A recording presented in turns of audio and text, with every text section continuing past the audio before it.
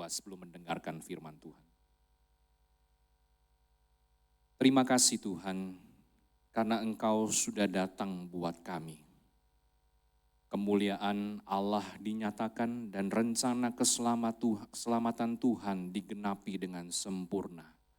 Dan kami tahu Tuhan, ini adalah masa-masa penantian, masa-masa di mana kami bukan menantikan kedatangan-Mu yang pertama, karena Engkau memang sudah datang, tetapi masa Advent ini adalah masa penantian di mana kami menantikan kedatangan-Mu yang kedua kali, sebagai Raja dan sebagai Hakim yang adil.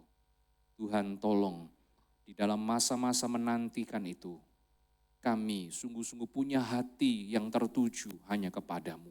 Sekalipun ada banyak hal yang kami kerjakan, tapi biarlah ya Tuhan, semua itu tidak mendistrak atau mengalihkan hati pikiran kami dari Engkau.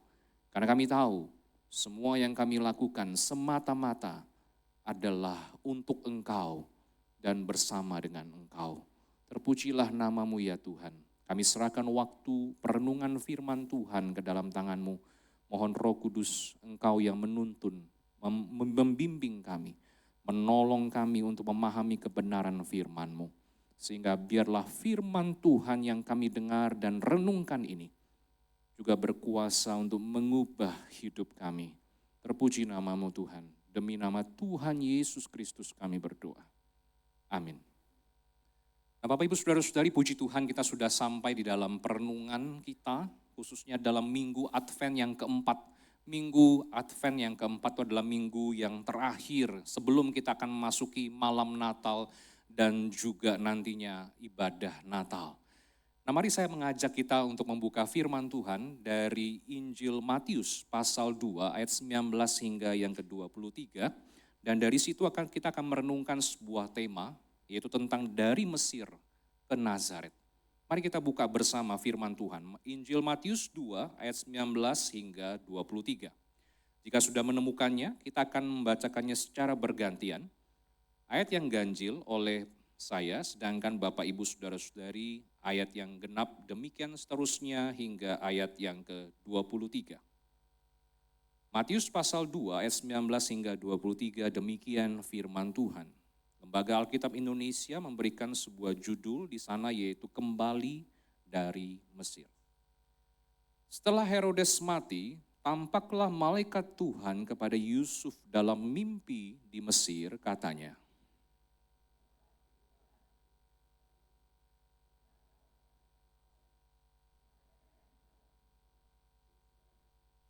Yusuf pun bangun dan mengambil anak itu serta ibunya, lalu pergi ke tanah Israel.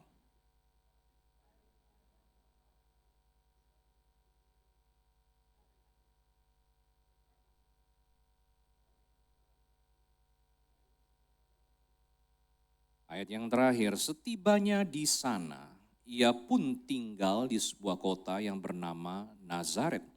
Hal itu terjadi supaya digenapi firman yang disampaikan melalui nabi-nabi bahwa ia akan disebut orang Nazaret. Demikian pembacaan firman Tuhan. Nah, jemaat yang dikasihi oleh Tuhan, sesuatu yang terjadi di belakang layar tidak selalu manis, tidak selalu nyaman dan menyenangkan seperti yang terjadi di depan layar. Seperti di dalam pembuatan film, Bapak Ibu Saudara-saudari, kita tahu bahwa film-film yang ada itu memang membuat kita terpukau, terkesan begitu luar biasa. Tetapi kalau kita renungkan dan selidiki lebih jauh, sebenarnya film-film yang ada, baik secara animasi ataupun juga film-film yang dalam real adanya, itu semua dibuat, diciptakan oleh tim yang bisa saja jumlahnya ribuan, Bapak Ibu Saudara-saudari. Dan tanpa orang-orang itu, seperti sutradara, penulis skenario, tanpa ada orang-orang yang disebut dengan kru, maka tidak mungkin film itu bisa tercipta. Memang yang di belakang layar itu biasanya bisa saja terjadi konflik, bisa saja terjadi perselisihan satu dengan yang lain antara tim yang satu dengan tim yang lain. Tetapi Semua itu akhirnya bisa diatasi dan menciptakan sebuah film yang akhirnya membuat kita terpukau. Nah, Bapak Ibu Saudara-saudariku, maka kita bisa menyimpulkan maka peran dari orang-orang yang di belakang layar itu sama pentingnya sebenarnya dengan aktor atau aktris yang memainkan perannya di film itu. Nah, jadi Bapak Ibu Saudara-saudari seperti contoh, misalkan Moana 2, ya behind the scene-nya mungkin kita tidak peduli siapa. Kenapa? Karena biasanya orang-orang yang terlibat di dalam pembuatan film itu selalu ada atau disebutkan setelah film itu berakhir. Biasanya itu di kredit, akhirnya naik satu-satu dan biasanya kita juga satu-satu pulang ya dari film itu atau dari tempat di mana kita menonton film itu. Misalkan, kalau misalkan pengisi suara dari Maui yang ada di Moana 2 atau Moana 1, kita tahu itu adalah Dwayne Johnson ya, sudah kita tahu paling tidak. Tetapi sutradara filmnya siapa? Ya peduli amat siapa sih sebenarnya. Tetapi yang saya tahu namanya juga adalah David, Bapak Ibu sekalian. Lalu kemudian ada Dana ini adalah penulis skrip atau skenario untuk film Moana 2 dan juga ada Jason sebagai sutradara. Nah sekali lagi orang-orang ini perannya sama-sama penting dan karena mereka film itu juga akhirnya bisa diproduksi dan bisa dinikmati oleh para penonton. Nah jemaat yang dikasihi oleh Tuhan, bukankah demikian juga sebenarnya kehidupan dari Tuhan kita Yesus Kristus ketika dia lahir ke dalam dunia? Pada saat itu Yusuf, Maria, dan Tuhan Yesus harus menyingkir ke Mesir karena Raja Herodes berencana untuk membunuh Yesus. Nah sebelum meninggal, ternyata Herodes itu punya satu rencana yang akhirnya dia wujudkan, yaitu membagi kekuasaannya menjadi 3 bagian. Nah menjadi 3 bagian ini diperuntukkan untuk siapa? Untuk anak-anaknya Bapak Ibu Saudara-saudari. Jadi dari genealogi atau dari garis keturunan Herodes Agung ini, lahir beberapa anak. Dan 3 anak itu menerima akan kekuasaan di wilayahnya masing-masing. Sebagai contoh, misalkan Arkelaus Bapak Ibu Saudara-saudari. Siapa Arkelaus ini? Arkelaus ini memerintah, ya adalah seorang yang diberikan kepercayaan untuk memerintah wilayah Yudea, Samaria, dan Idumea. Ia terkenal sebagai orang yang kejam di dalam masa-masa pemerintahannya, khususnya awal pemerintahan. Kenapa? Karena menurut sejarah, ada 3.000 orang yang akhirnya dibunuh oleh dia di dalam masa pemerintahannya. Nah, dia memang Bapak Ibu sekalian kejam, tapi dia tidak lihai di dalam pemerintahannya. Sehingga 9 tahun kemudian dia dipecat dari jabatannya. Lalu anak yang berikutnya namanya adalah Herodes Antipas. Siapa Herodes Antipas? Mungkin kita tidak asing dengan Herodias. Herodias ini adalah istrinya Bapak Ibu sekalian. Jadi suami kedua dari Herodias adalah Herodes Antipas. Dan ketika kita masih ingat menjelang Paskah, selalu ada kisah bagaimana Tuhan Yesus menderita atau dianiaya.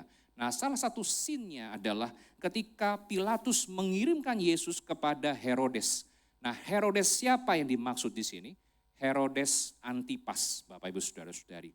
Nah dia menerima kekuasaan untuk memerintah di daerah mana? Di daerah Galilea dan Perea. Anak yang lain namanya Philip. Ya, ada anak jemaat kita namanya Philip, tapi bukan yang ini. Karena namanya Herodes Philip kedua, Bapak Ibu Saudara-saudari. Nah, dia menerima atau menguasai daerah Iturea dan Trakonitis, yaitu daerah di timur laut dan seberang Yordan. Nah, kenapa Herodes harus membagi wilayahnya atau kekuasaannya menjadi 3? Karena bagi Herodes, dia tahu sekali bahwa kekaisaran Roma itu percaya sama dia. Tetapi sayangnya dia juga tahu orang-orang di Roma atau kekaisaran Roma tidak percaya kepada anak-anaknya. Makanya kenapa dengan alasan itu dia membagi kekuasaannya atau wilayah kerajaannya menjadi 3 bagian. Nah setelah mengetahui bahwa Herodes Agung ini meninggal pada tahun 4 sebelum Masehi, maka Yusuf punya rencana dia bawa pulang keluarganya, termasuk Yesus, ke daerah Israel, yaitu di Yudea, tepatnya di Bethlehem. Nah, tetapi karena dia dengar bahwa Arkelaus, yang tadi sudah kita sama-sama dengarkan, dia itu memerintah di daerah Yudea. Nah, Arkelaus ini seperti tadi saya katakan, dia kejam. Kejamnya itu seperti papanya, Herodes Agung. Sehingga Yusuf khawatir kalau misalkan dia bawa Maria dan Yesus ke sana, nanti takutnya akan seperti dialami atau seperti yang dialami oleh anak-anak yang ada di Bethlehem waktu itu. Mereka dibinasakan, anak-anak di bawah usia 2 tahun pada saat itu. Sehingga di dalam mimpi dengan perantaraan malaikat Tuhan, maka Tuhan memimpin menuntun Yusuf dan keluarganya untuk pergi ke utara. Kemana? Ke Galilea. Dan di sini secara spesifik di ayat 23 dikatakan bahwa dia pun tinggal di sebuah kota bernama Nazaret. Nah, Nazaret ini diperintah oleh anak Herodes yang lain, namanya Herodes Antipas. Nah, secara historis Herodes Antipas dikenal lebih baik daripada Arkelaus. Makanya kenapa di sini Yusuf tinggal di Nazaret. Nah, dari bagian inilah kita bisa paham benar Bapak Ibu Saudara-saudari bahwa Allah Bapa itu bekerja di belakang layar untuk melindungi kehidupan Yesus Kristus di bumi. Sekali lagi saya ulangi, Allah Bapa bekerja di belakang layar untuk melindungi kehidupan Yesus Kristus di bumi. Setiap kali Yusuf mau melakukan sesuatu atau merencanakan sesuatu, Tuhan intervensi di situ. Maka kita lihat di sini Bapak Ibu Saudara-saudari, tuntunan Tuhan itu begitu luar biasa bagi Yusuf, secara khusus bagi Yesus Kristus. Dan respon dari Yusuf pada saat itu adalah dia taat dan mantap untuk melangkah tanpa keraguan-raguan seperti waktu-waktu sebelumnya di Injil Matius pasal 1 ayat 24, pasal 2 ayat 14, dan pasal 2 ayat 21. Yusuf tidak takut untuk melakukan apa yang Tuhan perintahkan kepadanya. Nah, Bapak Ibu Saudara-saudariku, dengan adanya perpindahan atau perjalanan Yusuf dan keluarganya dari Mesir menuju ke Nazaret, ini punya implikasi atau punya pengaruh kepada Yesus. Akhirnya Yesus dikenal sebagai orang Nazaret, Bapak Ibu Saudara-saudari. Dari kata Nazaret itulah maka lahirlah satu istilah yang lain namanya Nasrani. Makanya setiap kali ada orang-orang mengatakan kaum Nasrani, yaitu kaum Nazaret. Siapa kaum Nazaret itu? Pengikut Kristus. Karena Yesus tinggal di Nazaret. Nah, tetapi uniknya begini Bapak Ibu Saudara-saudari. Matius secara sengaja memang dia tidak sebutkan bahwa Nazaret itu adalah tempat asal keluarganya Yesus sebelum dia lahir di Bethlehem. Lukas sengaja memasukkannya di dalam pasal 1 dan pasal 2 untuk menunjukkan memang tempat asalnya Yusuf dan Maria itu di Nazaret. Nah, jadi Bapak Ibu Saudara-saudari, dalam perenungan kita tentang perjalanan Sang Juru Selamat dari Minggu Advent yang pertama, kita tahu dimulai dari Nazaret, bukan dari Bethlehem. Nah, jadi dari situlah kita bisa paham begini. Kenapa sih Matius sengaja melakukan itu? Karena Mesias itu diharapkan datang dari Bethlehem. Karena sesuai dengan nubuat dalam perjanjian lama di Mika pasal 5 ayat 1. Tapi kenyataannya Tuhan Yesus datang dari mana atau tinggal di mana? Tinggal di Nazaret. Hal ini tidak sinkron Bapak Ibu Saudara-saudari. Tidak cocok begitu loh. Dengan apa yang diyakini oleh orang-orang Yahudi. Lalu Nazaret adalah satu kota kecil yang didiami oleh orang-orang non-Yahudi. Jadi maksudnya ada orang Yahudi di situ, tapi juga ada orang non-Yahudi di situ. Nah, dengan didiami oleh orang-orang non-Yahudi yang pada saat itu harus tinggal di sana. Kenapa? Karena pasukan Romawi memang ketika mereka ditugaskan ke Galilea, mereka akan tinggal di sana memang. Nah, akhirnya terjadi kontak antara orang-orang Yahudi dengan orang-orang non-Yahudi di sana. Nah, apa maksudnya atau apa implikasinya Bapak Ibu sekalian? Implikasinya adalah, artinya adalah berarti segala berita Di dalam dunia, maksudnya di dalam dunia kekaisaran Romawi, semua itu orang-orang bisa dengar. Orang-orang yang tinggal di Nazaret termasuk orang Yahudi pun bisa dengar. Ditambah lagi Bapak Ibu Saudara sekalian, Nazaret itu dekat dengan jalur perdagangan yang ramai sekali pada saat itu. Sehingga terjadi apa? Terjadi pertukaran barang, pertukaran informasi. Terus terjadi di dalam atau di daerah Nazaret itu. Nah jadi Bapak Ibu Saudara-saudariku yang terkasih dalam Kristus, hal ini adalah hal yang sebenarnya memalukan bagi Tuhan Yesus. Kenapa? Karena menurut orang Yahudi yang asli tidak pernah bergaul dengan orang non-Yahudi pada masa itu. Jadi dengan adanya kontak dengan orang non-Yahudi itu berarti menunjukkan mereka itu tidak kudus. Seperti orang-orang Yahudi yang di Yerusalem, yang di selatan. Nah jadi jemaatnya dikasih oleh Tuhan. Kalau memang Tuhan Yesus itu datang dari Nazaret nantinya, maka orang akan berpikir, apa sih yang baik dari Nazaret? Kata Natanael dalam Yohanes pasal 1 waktu itu. Dan akhirnya orang Yahudi biasanya yang di Yerusalem akan menganggap rendah orang-orang di Nazaret. Nah kalau begitu apa hubungannya dengan Tuhan Yesus? Karena Nazaret di sini tidak pernah muncul di perjanjian lama. Kalau kita cari Bapak Ibu sekalian dari kitab Kejadian sampai Maliaki, tidak ada kata Nazaret di situ. Ada memang penelitian mengatakan bahwa Yesaya 11 ayat 1 ada kata yang mirip di situ dalam bahasa aslinya. Dan itu artinya taruk seperti itu. Tetapi saya lebih cenderung memikirkan seperti ini. Karena di sini dikatakan di ayat 23, hal itu terjadi supaya digenapi firman yang disampaikan melalui nabi-nabi. Artinya bukan cuma satu nabi, banyak nabi. Sehingga bisa kita simpulkan begini.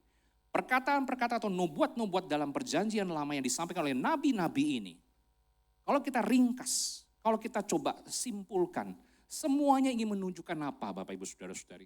Ingin menunjukkan bahwa Yesus dalam kehidupannya sebagai Mesias atau Juru Selamat itu, dia akan ditolak. Sekali lagi saya ulangi, dia Tuhan kita Yesus Kristus akan ditolak. Dan secara virtual, kata Nazaret itu sinonim dengan satu istilah tidak dianggap. Jadi dengan pemikiran-pemikiran seperti itu, kita bisa paham, tidak heran kalau Tuhan Yesus itu bisa ditolak. Baik oleh suku bangsanya sendiri yaitu Yahudi, ataupun juga oleh dunia. Tetapi Bapak Ibu sekalian, sekalipun Nazaret secara politis tidak signifikan, tidak penting di mata orang Romawi, di mata orang Yahudi pada masa itu. Tetapi kebenarannya adalah di mata Tuhan itu signifikan. Itu penting Bapak Ibu Saudara-saudari. Dan itu menunjukkan kepada kita, Tuhan kita ditolak.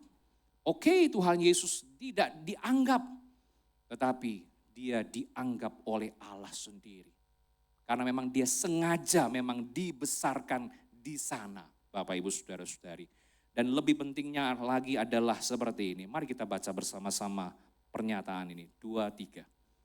Karya Tuhan di belakang layar bagi kehidupan Yusuf, terkhusus Yesus Kristus, menjelaskan bahwa tidak ada suatu peristiwa yang dapat terjadi tanpa sebab alias kebetulan. Ada tangan Bapa yang tidak kelihatan itu yang menuntun Yesus dari Mesir ke Nazaret untuk dibesarkan di sana. Dan dari situlah kita bisa mengantisipasi, kita bisa paham bahwa Tuhan Yesus datang ke dalam dunia bukan untuk melayani di Mesir. Coba bayangkan kalau perjalanan Tuhan Yesus berhenti di Mesir. Dia tidak kembali ke Nazaret atau kembali ke Yudea. Apa yang terjadi? Mungkin bisa jadi Tuhan Yesus melayani di Mesir pertama-tamanya. Tetapi di dalam perjalanan waktu kita bisa lihat Tuhan Allah Bapa menuntun sehingga Tuhan Yesus memulai pelayanannya di mana? Di Galilea Bapak Ibu sekalian, di kaumnya orang-orang Yahudi yang menanti-nantikan kedatangan Mesias itu. Tetapi di saat yang sama, dia ditolak oleh bangsanya sendiri yang seharusnya menjadi prioritas untuk menerima keselamatan yang kekal dari Tuhan. Yohanes 1 ayat 11 telah mengatakan seperti ini. Ia, maksudnya Yesus, datang kepada milik kepunyaannya, tetapi orang-orang kepunyaannya itu tidak menerimanya. Nah, Injil Matius memang diperuntukkan untuk orang-orang Yahudi, pembacanya orang Yahudi. Tetapi, Bapak Ibu sekalian, perhatikan konteks dekatnya. Di dalam pasal 2 ini, kita lihat pertama-tama dimulai dengan siapa? Orang-orang Majus. Jadi kita lihat satu kontras yang luar biasa begini. Orang-orang Yahudi tolak Tuhan Yesus. Tapi perhatikan, orang-orang bukan Yahudi, orang-orang Majus ini dari timur datang untuk cari siapa? Cari Yesus. Untuk siapa? Untuk nyembah Yesus, Bapak Ibu sekalian. Jadi dari bagian ini Matius memang sengaja untuk mencantumkan dua kelompok ini. Untuk apa? Untuk membuat kita mengerti. Orang bukan Yahudi cari Tuhan. Tapi orang Yahudi tolak Tuhan. Nah Bapak Ibu saudara-saudariku yang terkasih di dalam Kristus. Dari hal inilah kita bisa paham. Karya keselamatan Tuhan bukan cuma untuk orang Yahudi. Tapi juga untuk orang-orang bukan Yahudi, termasuk kita secara biologis. Jadi jemaat yang dikasihi oleh Tuhan, kita patut bersyukur karena Tuhan tidak menolak kita.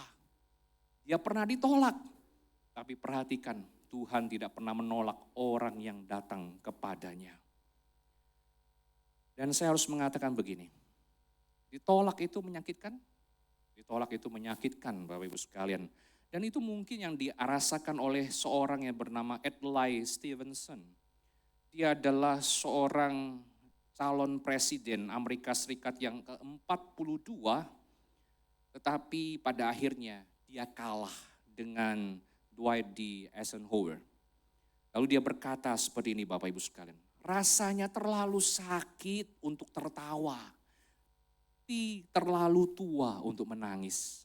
Jadi rasanya terlalu sakit untuk tertawa, tetapi terlalu tua untuk menangis. Saking dia mengalami sakit hati karena penolakan dari orang-orang. Kenapa mereka tidak pilih dia seperti itu Bapak Ibu Saudara-saudari. Lalu juga ada orang yang pernah ditolak juga sebelum dia bisa sukses di dalam dunia perfilman. Yaitu seorang yang bernama Sylvester Stallone. Siapa yang tidak tahu dia? Dia adalah aktor film yang terkenal di Amerika Serikat. Ya terlepas dengan segala kelemahan-kelemahannya. Perjalanan dia untuk menjadi seorang aktor film yang terkenal itu panjang sekali dan berlika-liku. Nah sedikit riwayat dari Sylvester Stallone ini adalah dia dilahirkan dalam satu keluarga yang sangat miskin di New York. Lalu kemudian ibunya itu terpaksa melahirkan dia di tangga pintu sekolah. Sehingga Stallone ini dalam kondisi bayi ini, dia itu mengalami kelainan saraf di sisi kanan wajahnya. Jadi tidak heran, kalau kita lihat wajahnya Sylvester Stallone itu ada sesuatu yang janggal sedikit di situ. Kenapa? Karena riwayat ini. Nah, waktu kecil dia sering sekali dipukul papanya, Bapak Ibu sekalian. Dan sering dikata-katai tidak punya otak, padahal dia punya otak. Nah, Stallone itu gagap dalam berbicara, diejek sebagai apa? Sebagai tokoh film kartun kucing di Looney Tunes yang pas mirip namanya. Nah, kalau Bapak Ibu punya anak, mungkin ada nonton film itu, ada yang mirip dengan nama Sylvester Stallone, kucing itu. Nah, karena kekurangannya, akhirnya di usia remaja dia dimasukkan di sekolah berkebutuhan khusus. Jadi kalau kita perhatikan, waduh latar belakang hidupnya itu pahit sekali ya. Begitu, pahit sekali. Tapi kepahitan hidupnya tidak menghalangi mimpi dia. Dia punya mimpi apa? Dia punya mimpi mau jadi aktor film terkenal. Nah akhirnya dia terus masuk ke audisi. Jadi pergi ke sana sih, ke situ. Untuk apa? Audisi. Tapi Bapak Ibu sekalian, sayang sekali. Tidak ada satupun agen film yang mau terima dia. Kenapa?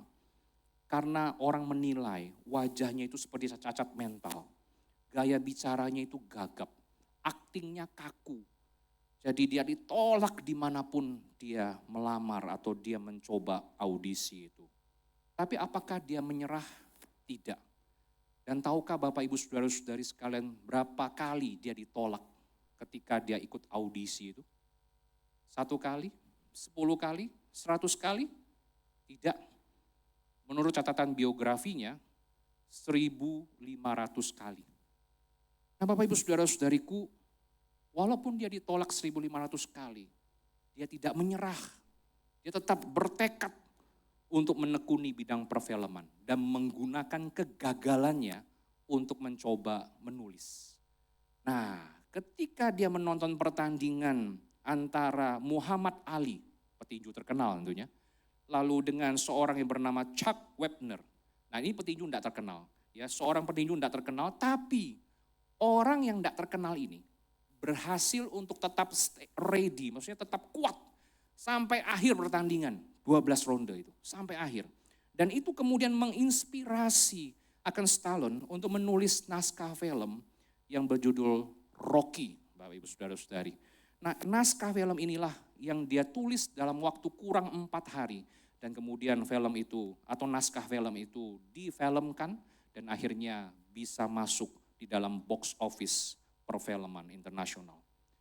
Bapak Ibu Saudara-saudariku, siapa yang tahu perjuangan dari Sylvester Stallone ini? Tidak ada yang banyak yang tahu. Tetapi kita bisa melihat dia orang yang tidak menyerah. Dia tetap terus maju dengan impiannya. Karena dia tahu, dia punya harapan dan dia harus berjuang dengan hal itu. Itu adalah hal yang worth it, layak untuk diperjuangkan. Nah Bapak Ibu Saudara-saudariku, orang-orang yang kita lihat sukses di dalam dunia apapun, sebenarnya kalau kita perhatikan itu semula atau mula-mula diawali dengan sesuatu yang nol, sesuatu yang mungkin tidak berarti di mata manusia.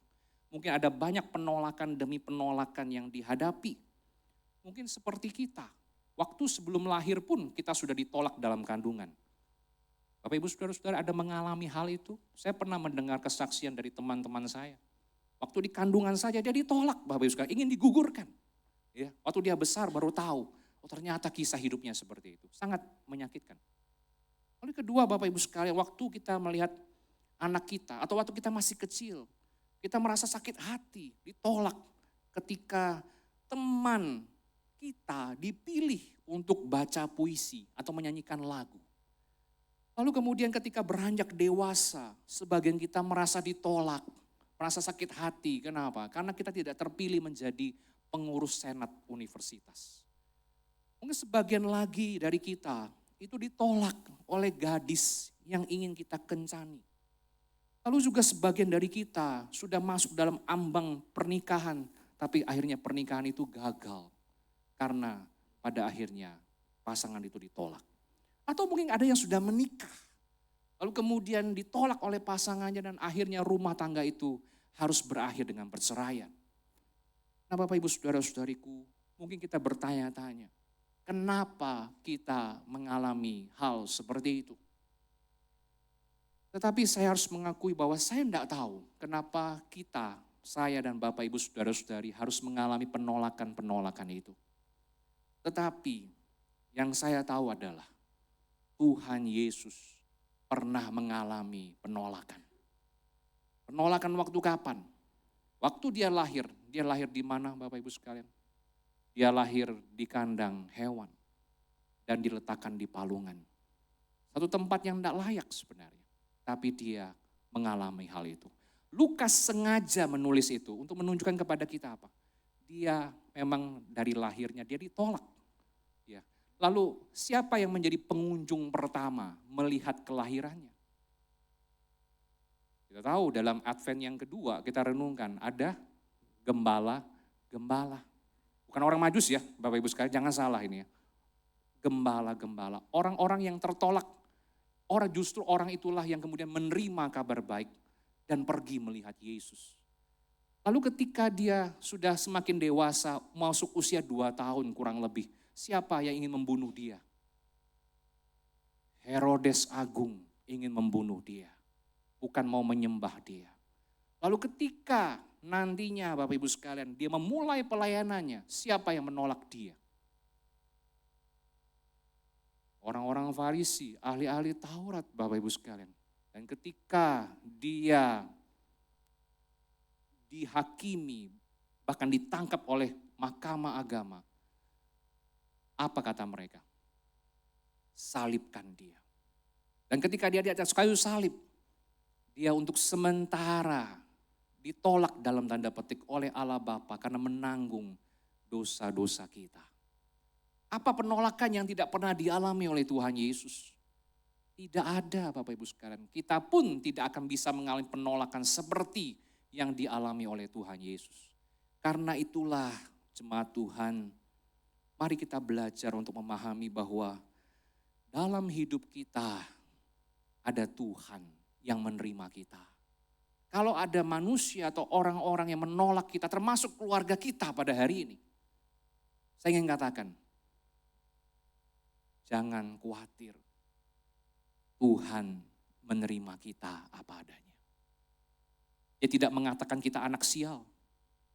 Kita tidak dikatakan sebagai anak pembawa mungkin bencana dan sebagainya. Tapi kita dikatakan apa? Sebagai yang berharga di mata Dia. Siapapun kita, Bapak Ibu sekalian, siapapun kita. Dia tahu perasaan kita saat ditolak. Karena Dia sendiri pernah mengalaminya. Tetapi mari ingat, Dia mengasihi kita. Dia mencari kita. Dia menerima kita apa adanya. Dan percaya, yakin bahwa kita masing-masing ini, siapapun Bapak Ibu sekalian, Tuhan punya rencana terindah untuk kita. Cuma pertanyaannya adalah apakah hidup kita sudah sungguh-sungguh menggenapi rencananya. Itu yang kita gumulkan selama kita hidup di dalam dunia ini.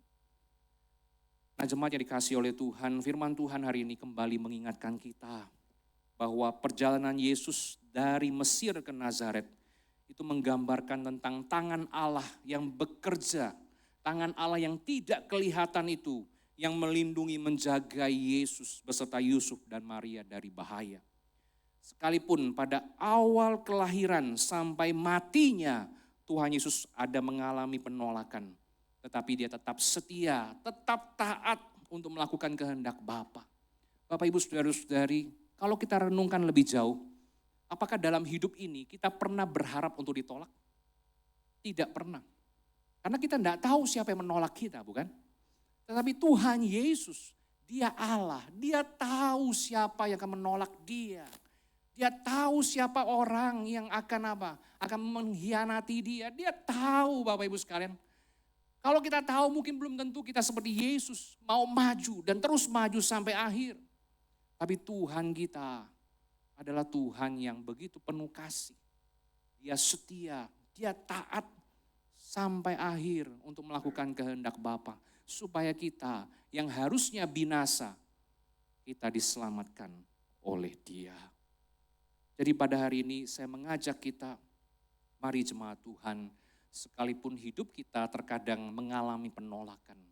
Tapi ingat, Tuhan mengerti perasaan kita. Tuhan menerima kita apa adanya. Dan yakin, sekalipun kita diizinkan untuk mengalami masa-masa penolakan itu, Tuhan turut bekerja di belakang layar untuk mendatangkan kebaikan bagi kita. Dan pertanyaannya sekarang adalah, apakah kita sungguh-sungguh percaya? Apakah kita sungguh-sungguh berserah kepada Dia? Berserah kepada Tuhan dengan rencananya yang terbaik. Kalau Tuhan kita Yesus Kristus di dalam perjalanannya, Dia setia taat sampai akhir. Bagaimana dengan kita? Apakah kita tetap setia taat sampai akhir?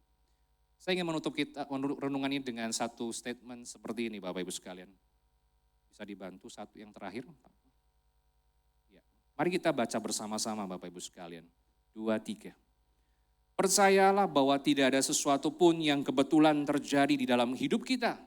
Karena kebetulan tidak memiliki penyebab yang jelas. Jadi bagaimana bisa dikatakan kebenaran? Karena apa Bapak Ibu sekalian? Yang namanya kebetulan selalu tidak ada penyebab yang jelas. Ya, tidak ada penyebab yang jelas. Kalau misalnya ada penyebab yang jelas, itu bukan kebetulan, itu kebenaran Bapak Ibu sekalian. Jadi, mari kita ingat, apapun yang terjadi dalam hidup kita, Tuhan izinkan, Tuhan kehendaki, itu semua di dalam kedaulatan Dia. Tidak pernah satu pun terlepas dari kedaulatan Dia. Jadi percayakan hidup kita sepenuhnya kepada Dia, karena tidak ada yang kebetulan. Amin, mari kita berdoa.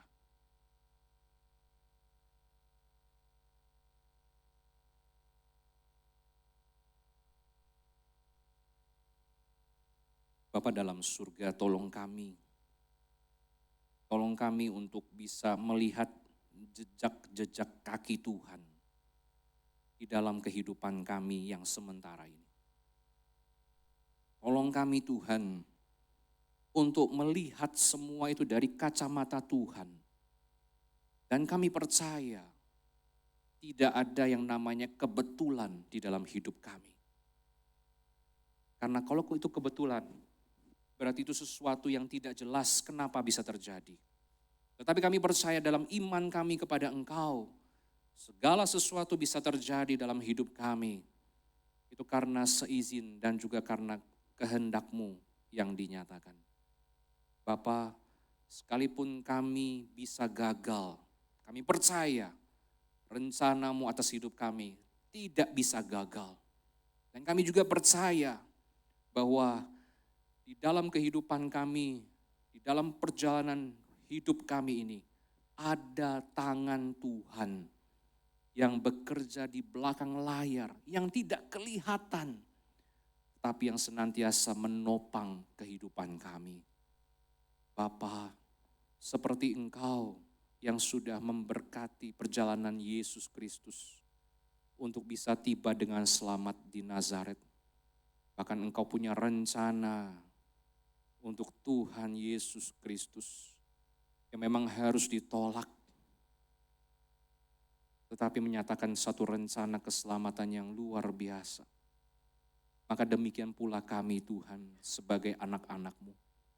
Tolong kami Tuhan untuk punya hati yang peka, punya hati yang bisa melihat jauh melampaui apa yang bisa dilihat dengan mata jasmani kami.